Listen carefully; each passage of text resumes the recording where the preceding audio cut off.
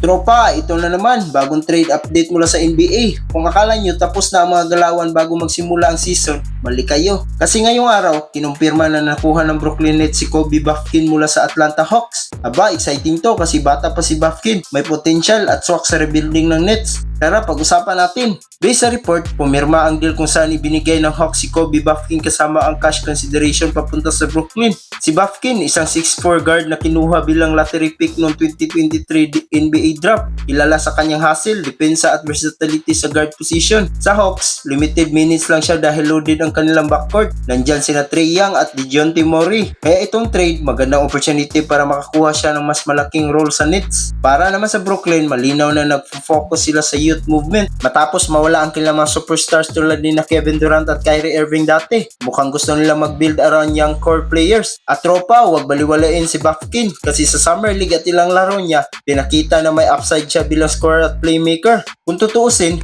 smart move ito para sa Nets. Hindi man headline superstar si Bufkin, pero ganito ang mga trade na minsan biglang nabubunga ng hidden gem. Parang Tyrese Maxey ng Sixers dati. Tahimik lang pero nung binigyan ng chance, sumabog ang laro. At para sa Hawks naman, practical din. Siksikan na yung guard rotation nila. So mas maigi nang ilipat si Bufkin sa team na gagamit talaga sa kanya. Win-win kumbaga. Kaya tanong ko sa inyo mga tropa, tingin nyo ba magiging breakout star si Kobe Bufkin sa Brooklyn? O baka role player lang na steady contributor? Comment nyo na thoughts nyo sa baba. At syempre, huwag kalimutan i-like at subscribe para lagi kang updated sa latest NBA kwentuhan. Let's go!